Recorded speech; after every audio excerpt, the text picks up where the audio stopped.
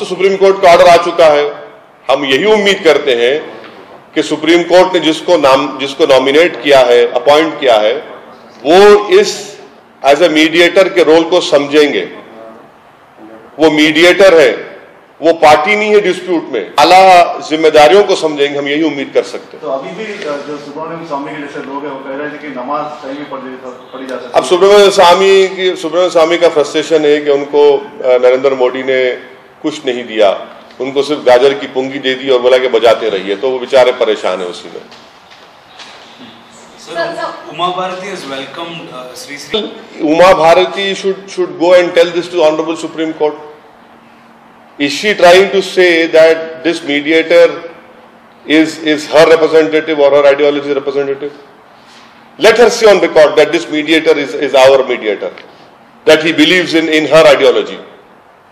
I mean, this is very strange that even when the Supreme Court has appointed a mediator, you are saying that this mediator is my mediator, and we should and people belonging to X religion should not be treated as guinea pigs. I challenge Uma Bharati to show me under which constitutional provision she is saying X or Y religion is being treated as a guinea pig. So she should always talk within the constitution framework. Uma Bharati ने कहा कि क्या कहा आप सवाल? I mean, see, the problem is my reaction to her obnoxious statement is Uma Bharti ने जो statement दिया है वो बिल्कुल ही उसका ना यानी इस तरह की जज्बाती बात करना कि गिनी पिग है फुला मजहब के मानने वाले। बताइए, गिनी पिग है तो फिर बहुत सी लंबी अगर बहस छिड़ेगी तो बहुत दूर तक जाएगी। आप ये बताइए कि जितने आपके 4.5 साल के दौर में जिसमें आप भी मिनिस्टर रहे हैं, किसको मारा गया गाय के नाम पर, किसको पीटा जा रहा है? तो ये तो इनकी आदत बन चुकी है।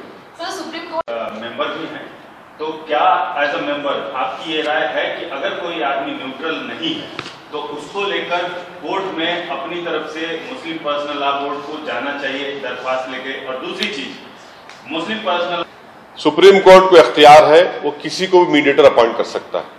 सुप्रीम कोर्ट ने नाम पूछे हैं, अब मैं नहीं जानता कि पर्सनल लॉ बोर्ड ने नाम दिया है तो किसका दिया है, मगर जरूरी नहीं कि सुप्रीम कोर्ट सुने पार्टीज का। जो सुप्रीम कोर्ट ने नाम तो पूछा था, बट तो सुप्रीम कोर्ट का इख्तियार है कि वो जिसको चाहे मीडिएटर अपॉइंट करे। तो रहा सवाल कि पर्सनल लॉ बोर्ड का क्या स्टैंड होगा, वो पर्सनल लॉ बोर्ड के स्पोक्स पर्सन कहेंगे, मगर मैं as a representative of my party, मेरे पार्टी के तहत मैं आपको अपनी पार्टी का स्टैंड आपके सामने रख रहा हूं और वो ये है। वो राय बतौर मुस्लिम ये मेरी पार्टी की तरफ से है।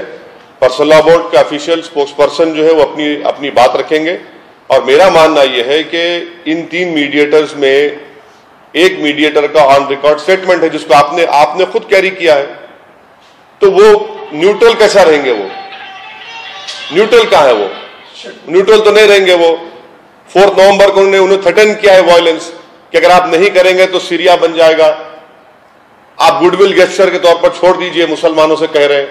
तो फिर मीडिएटर तो न्यूट्रल होना चाहिए ना। हम अभी भी उम्मीद कर रहे हैं कि ये मीडिएटर न्यूट्रल रहेगा, वो अपने दिमाग से उन तमाम चीजों को निकाल देंगे जो उन्होंने कही थी। और जो सुप्रीम कोर्ट ने मीडिएशन का एफर्ट किया है, मीडिएटर अपॉइंट किया है और कहा है कि 4 हफ्ते के बाद इंटरिम रिपोर्ट दी जाए, मैं उम्मीद करता हूं कि पर्सनल लॉ बोर्ड वहां पर जाएगा और जो भी होगा फैजाबाद में उसका होगा। अच्छी बात यह है कि कॉन्फिडेंशियल होगा, मीडिया के सामने नहीं आएगा ये बात, ताकि फिर इलेक्शन चलते रहेगा, कोई हमारे जैसा पॉलिटिशियन को रोटी ना सेके अपनी। तो ये भी अच्छा है, मगर हम उम्मीद कर रहे थे कि ऐसे आदमी को मीडिएटर नहीं बनाया जाएगा जिसका स्टेटेड पोजीशन पब्लिक डोमेन में है, तो अभी क्या आदमी को बनाता। मगर फिर भी सुप्रीम कोर्ट ने 3 मीडिएटर्स का अपॉइंटमेंट का ऑर्डर दिया है।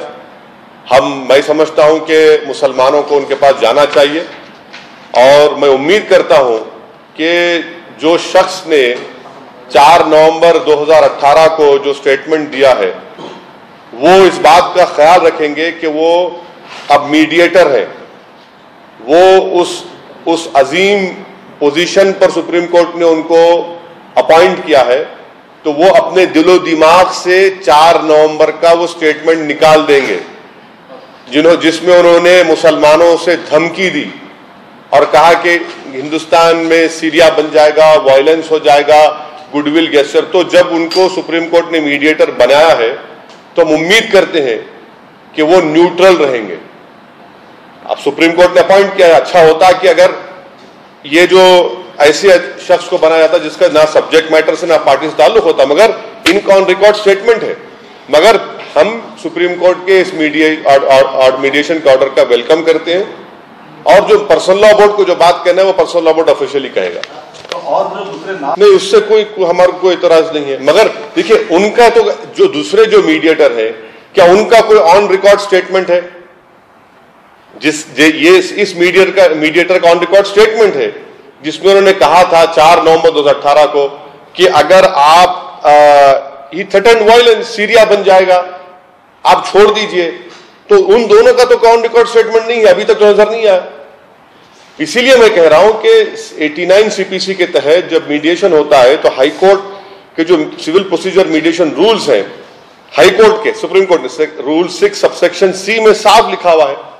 तो हम उम्मीद कर सकते थे, मगर अब सुप्रीम कोर्ट ने ऑर्डर दिया, ठीक है, अब ये देखना है कि वो न्यूट्रल उनको रहना पड़ेगा। सर, आपने शहर हैदराबाद में पहली बार मलिका फर्नीचर पर फारूक अशरफ की जानिब से फर्नीचर के 10 आइटम्स डबल डोर अलमारी के साथ सिर्फ 15,500 में। महाराजा फर्नीचर स्टाइल या डेकोलियम फर्नीचर के 10 आइटम सिर्फ 15,500 में। इससे ज्यादा की खरीदारी पर बिस्तर का मुकम्मल सेट और एक डबल डोर की अलमारी मुफ्त हासिल कीजिए। 45,000 से ज्यादा की खरीदारी पर स्लीप रिलैक्स मैट्रेसेस 3 साल की वारंटी के साथ डबल डोर अलमारी मुफ्त हासिल कीजिए। बुकिंग खुली है। मलिका फर्नीचर, वोल्टा एक्स रोड, हैदराबाद।